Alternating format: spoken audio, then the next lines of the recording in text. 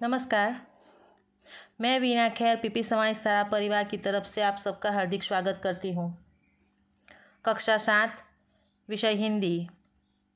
आज हम हिंदी में पाठ 4 देश के नाम संदेश उसके बारे में पढ़ेंगे। जो हमारे पूर्व राष्ट्रपति कौन थे? पूर्व राष्ट्रपति मिसाइल मैन जिसको हम कहते थे तो डॉक्टर APJ अब्दुल कलाम, बराबर। जिसका पूरा नाम क्या था? डॉक्टर अब्दुल फ़कीर ज़ैनुलाब्दीन अब्दुल कलाम।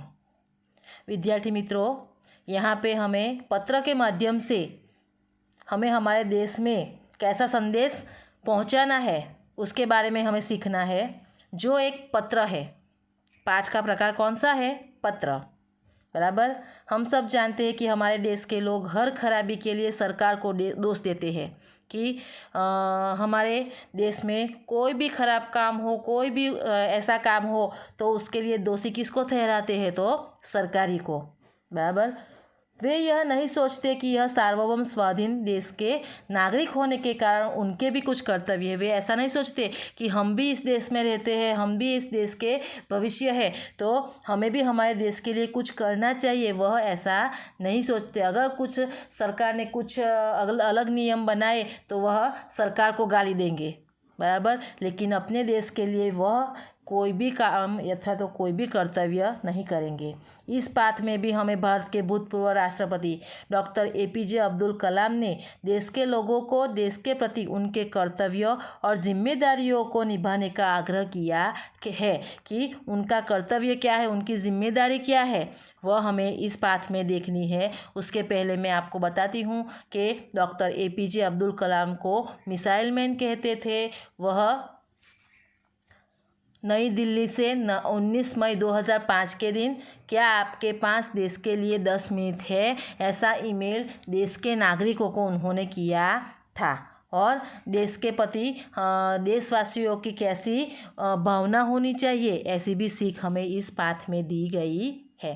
तो देखते हैं पत्र की मातृछाया। यहाँ पे हमें पता दिया गया है किसने किसको लिखा है। तो मातृछाया ऊंची शेरी, गांव मैसपुरा, तहसील बाबर, जिला बनासकांठा, दिनांक 24/12/2011। यह पत्र किस दिन लिखा गया? 2011 में लिखा गया है।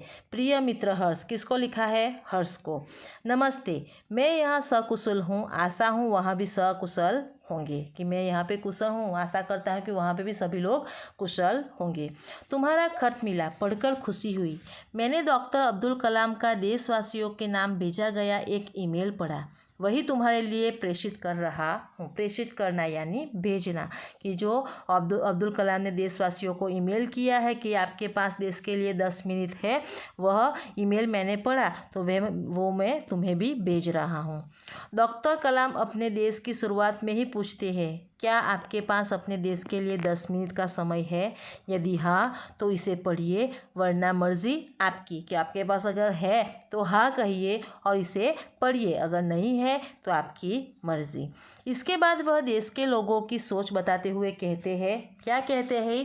कि आप कहते हैं हमारी सरकार निकम्मी है, आप कहते हैं हमारे कानून पुराने पड़ गए, आप कहते हैं, किसको कहते हैं? देशवासियों को कहते हैं कि देशवासी ऐसा ऐसा दब्बा लगाते हैं सरकार पर। आप कहते हैं नगर पालिका कचरा नहीं उठाती, आप कहते हैं फ़ोन काम नहीं करता, रेलवे मजाक बन गई है, एयरलाइन दुनिया में हमारी ही सबसे ख़राब है, चिट्ठी अपनी मंजिल तक नहीं पहुंचती। ऐसी सारी फरियाद हम किसको करते हैं? कि सरकार को। लेकिन हमारा भी क्या कर्तव्य है देश के प्रति, वह कभी हम सोचते नहीं हैं। आप कहते रहते हैं और कहते ही रहते हैं। कि आप कहते हैं और कहते ही रहते हैं। आपने इस बारे में क्या किया, ऐसा आप कहते ही रहते हैं। फिर राष्ट्रपति ने क्या कहा कि मान लीजिए एक व्यक्ति सिंगापुर जा रहा है, उसे अपना नाम दीजिए, उसे अपनी शक्ल भी दे दीजिए। कि क्या कहते हैं? कि शक्ल यानी चेहरा। कि एक व्यक्ति सिंगापुर जा रहा है, उसे आपका नाम दीजिए, आपका चेहरा भी दे दीजिए। फिर क्या होता है? सिंगापुर में जाके वह आदमी क्या करता है और इंडिया में रह के क्या करता है वह देखते हैं। कि आप दुनिया के सर्वश्रेष्ठ हवाई अड्डे पर उतरते हैं। सिंगापुर आप अपनी सिगरेट का टुकड़ा सड़कों पर नहीं फेंकते और स्टोर में खाते भी नहीं हैं। क्या कहते हैं, जैसे हम बाहर देश में जाते हैं तो सिगरेट पीते हैं, तो सिगरेट पीकर उसका टुकड़ा हम सड़कों पे नहीं, क्यों? क्योंकि वहाँ की जो सरकार है एकदम रूल्स और रेगुलेशन में एकदम कड़क है कि वहाँ पे कोई भी कचरा रास्ते पे भी फेंकना नहीं होता है। तो अगर हम उसकी जगह इंडिया में होते तो क्या करते? चॉकलेट खाई नहीं, उसका वेपर रास्ते पे फेंका नहीं, बराबर। अगर सामने कचरा दिखाई देता हो तो वह कचरा भी हम उठाते नहीं हैं। लेकिन बाहर जाते ही, दूसरे देश में ही जाते हम उसके रूल्स और रेगुलेशन कैसे निभाते हैं, बराबर। स्टोर में भी खाते नहीं हैं। आपको उनकी भूमिगत संपर्कों पर रश्क महसूस होता है। रश्क महसूस होना मुहावरा है। ईर्ष्या करना, मन में जलन देना, बराबर। और भूमिगत यानी कि अज्ञात की क्या कहते हैं कि आपको भूमिगत संपर्कों पर रश्क महसूस होता है। आप शाम 5 से 8 बजे के बीच आचल रोड पर कार चलाने का टोल टैक्स तकरीबन 7 रुपया भुगतान करते हैं, कि वहाँ पे जाके आप टोल टैक्स का भुगतान भी करते हैं। अगर पार्किंग में आपने निर्धारित समय से ज़्यादा गाड़ी खड़ी की तो टिकट पंच कराते हैं। लेकिन आप सिंगापुर में कहते कुछ नहीं, कहते हैं क्या? कहते हैं क्या? कहते हैं कि अगर आपने गाड़ी ज़्यादा समय तक वहाँ पे खड़ी रखी तो आप टिकट भी उसकी काटते हैं। लेकिन अगर आप सिंगापुर में कहते कुछ नहीं, कहते हैं क्या? कि आप सिंगापुर में कुछ नहीं कहेंगे, वहाँ पे जो रूल्स है वह सब आप फॉलो करेंगे। दुबई में आप रमज़ान के दिनों में सार्वजनिक रूप से कुछ भी खाने का साहस नहीं करते। जिहाद में बिना सिर ढके बाहर नहीं निकलते। कि दुबई में होते हैं तो रमज़ान के दिन कुछ भी सार्वजनिक रूप से कुछ भी आप खाने का साहस यानी हिम्मत की नहीं करते। फिर जिहाद में होते हो तो सिर ढक के चलते हो, बराबर, बाहर नहीं निकलते सिर ढके बिना। वाशिंगटन में आप 55 मील प्रति घंटा से ऊपर गाड़ी चलाने की हिमाकत नहीं करते और पलटकर सिपाही से यह भी नहीं कहते हैं कि जानता है मैं कौन हूँ, मैं फला हूँ, मेरा बाप है, बराबर। अगर हम यहाँ पे गाड़ी के रूल्स रेगुलेशन को फॉलो नहीं करेंगे तो अगर हमें पुलिस पकड़ेगी तो हम क्या कहते हैं कि मेरा जो है वह मेरा काका लगता है, मेरा ये पुलिस वाला मेरा मामा लगता है। ऐसी कुछ ना कुछ हम जान पहचान दे देते हो और वहाँ से निकल जाते हो। अगर वॉशिंगटन में होते हो तो 55 से ऊपर आप गाड़ी नहीं चला सकते और आप सिपाही को ये भी नहीं कह सकते हैं कि मैं कौन हूँ, आपको पता है, बराबर। ऐसा भी आप कह नहीं सकते, बराबर। हिमाकत यानी ऐसी मूर्खता हम कभी भी नहीं करते। ऑस्ट्रेलिया और न्यूजीलैंड में समुद्र तटों पर आप खाली नारियल हवा में नहीं उछालते। और हमारे यहाँ क्या करते हैं, दरिया किनारे जाते हो तो नारियल पानी पीते हो और नारियल वैसे हवा में उछाल डालते हैं, यहाँ वहाँ फेंक देते हैं। लेकिन ऑस्ट्रेलिया में जाओगे, न्यूजीलैंड में जाओगे तो आप समुद्र के किनारे पर आप ऐसे नारियल पीकर उसे वह आप हवा में नहीं उड़ा सकोगे। टोक्यो में आप सड़कों पर पान की पीक क्यों नहीं थूकते? कि अगर आप टोक्यो जाते हो, टोक्यो में भी आप पान खा के आप थूकते क्यों नहीं हो? अगर इंडिया में होते तो यहाँ वहाँ आप सब जगह पे थूक डालते हो। सरकारी कचहरियों में देखना, यहाँ वहाँ कितने गंदे मसाला खा के कितना पिक करते हैं, बराबर। लेकिन अगर हम बाहर के देश में जाएंगे तो हम ऐसा नहीं करेंगे। बोस्टन में आप जाली योग्यता प्रमाण पत्र क्यों नहीं खरीदते? यहाँ पे तो जाली प्रमाण पत्र खरीदते हैं, जाली नोट खरीदते हैं, तो बोस्टन में जाके आप जाली योग्य प्रमाण पत्र क्यों नहीं खरीदते, बराबर। तो डॉक्टर कलाम को क्या विरुद्ध है कि आप दूसरे देश में जाते हो तो वहाँ के सारे रूल्स आप फॉलो करते हो, लेकिन हमारे देश में कोई भी रूल्स आप फॉलो नहीं करते हो। डॉक्टर कलाम बीच में याद दिलाते हैं, मैं आप ही के बारे में बात कर रहा हूँ, सिर्फ आपके। हमें फिर से याद कराते हैं, मैं आपके बारे में ही बात कर रहा हूँ। किसको? जो इंडिया का नागरिक है वह। डॉक्टर कलाम कहते हैं कि आप दूसरे देशों की व्यवस्था का आदर और पालन कर सकते हैं, लेकिन अपनी व्यवस्था का नहीं। सही बात है ना डॉक्टर कलाम की, कि दूसरे देश में जाके आप यहाँ की व्यवस्था का पालन करते हैं, व्यवस्था यानी प्रबंध, इंतजाम, बराबर, उसका पालन करते हैं, लेकिन अपने देश का नहीं करते। भारतीय धरती पर कदम रखते ही आप सिगरेट का टुकड़ा जहाँ वहाँ फेंकते हैं, कागज़ के पुर्जे उछालते हैं। यदि आप पराये देश में प्रशंसनीय नागरिक हो सकते हो तो यहाँ भारत में आप ऐसा क्यों नहीं बन सकते। सही कहते हैं ना कि इंडिया में आते ही आप सिगरेट पी के टुकड़ा यहाँ वहाँ फेंक देते हो, कागज़ के फुर्चे उड़ाते हो, फिर आप पराये देश में, दूसरे देश में उसके नागरिक, प्रशंसनीय नागरिक यानी कि तारीफ़ करने लायक, बराबर, जो शब्द समूह है कि वहाँ पे आप तारीफ़ करने लायक बन जाते हो, तो अपने देश में क्यों नहीं बन सकते।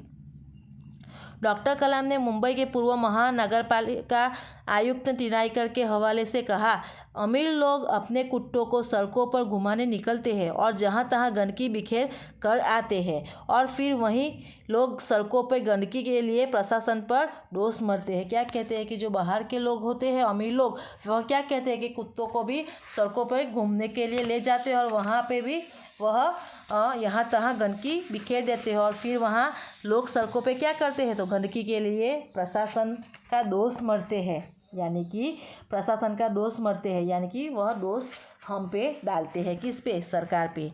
क्या वे उम्मीद करते हैं कि वे जब भी बाहर निकलेंगे तो एक अधिकारी झाड़ू लेकर उनके पीछे पीछे चलेगा, और जब उनके कुत्ते को हाजत लगेगी तो वह एक कटोरा उसके पीछे लगेगा। कि क्या कहते हैं कि क्या वह ऐसी उम्मीद, यानी कि वह ऐसी आशा रखते हैं कि अगर वो जब भी बाहर निकलेंगे तो उसके पीछे एक अधिकारी झाड़ू लेके निकलेगा, उसके पीछे पीछे वह स्वच्छता करता जाएगा, और जब कुत्ते लेकर बाहर निकलेंगे तो जब कुत्ते को हाजत लगेगी तो क्या उसके पीछे एक अधिकारी कटोरा लेके उसके पीछे जाएगा। राष्ट्रपति ने मिसाल दी कि अमेरिका और जापान में कुत्ते के मालिक को उसकी छोड़ी हुई गंदगी साफ करनी पड़ती है। कि राष्ट्रपति ने क्या किया कि उदाहरण दिया कि अमेरिका और जापान में तो जो कुत्ते के मालिक होते हैं वही उसकी जो गंदगी फैलाते हैं वह गंदगी साफ करते हैं। फिर शासन व्यवस्था के बारे में डॉक्टर कलाम ने कहा कि हम सरकार चुनने के लिए वोट डालने जाते हैं और अपनी सारी जिम्मेदारियां भी उस पर उलट आते हैं। हम आराम से बैठकर सोचते हैं कि अब हमारे नाज नखरे उठाए जाएंगे। कि जब हम सरकार चुनते हैं तो सरकार चुनते समय हम वोट डालने जाते हैं। जब वोट डालने जाते हैं तो क्या करते हैं कि सारी जो हमारी सारी जिम्मेदारियां हैं वह सब किसके ऊपर, कि जिसको हमने वोट दिया है उसके ऊपर डाल देते हैं, और फिर आराम से बैठकर क्या सोचते हैं कि अब हमारे जो नाज नखरे हैं, हमारी जो क्या कहते हैं उसको, कि हमारी जो भी शिकायत है वह कौन अब पूरी करेगी, तो सरकार पूरी करेगी। हम सोचते हैं कि हमारा हर काम सरकार करेगी और हम फर्श पर पड़ा हुआ रद्दी कागज़ उठाकर उसे कूड़ेदान में डालने की जहमत तक नहीं उठाएंगे। कि अब हमारा सब का हमने वोट दिया है, यानी हमारा सब काम कौन करेगा, तो सरकार करेगी, और जहमत यानी तकलीफ़, हमें जो भी तकलीफ़ है वह तकलीफ़ भी हम कभी भी कागज़ अगर ज़मीन पे गिरा होगा तो वह भी हम कूड़ेदान में डालने की तकलीफ़ नहीं करेंगे। रेलवे हमारे लिए साफ़ सुथरे बाथरूम देगी। कि रेलवे में जो बाथरूम होते हैं वह भी हमें साफ़ सुथरे देगी। कौन देगी, सरकार देगी।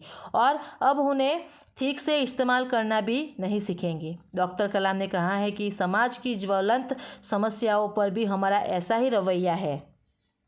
कि रवैया यानी परिपाटी, ज्वलंत यानी मुख्य, बराबर, कि ज्वलंत समस्या यानी कि जो मुख्य समस्या है वह उसका भी ऐसा ही परिपाटी यानी कि ऐसा ही रवैया है। हम ड्राइंग रूम में बैठकर दहेज के खिलाफ गला फाड़ते हैं और अपने घर में इसका उल्टा करते हैं, और बहाना देखिए पूरी व्यवस्था ही खराब है। अगर मैं अपने बेटे की शादी में दहेज नहीं लूँगा तो इससे कौन सा बड़ा फ़र्क पड़ जाएगा। कि दहेज लेने के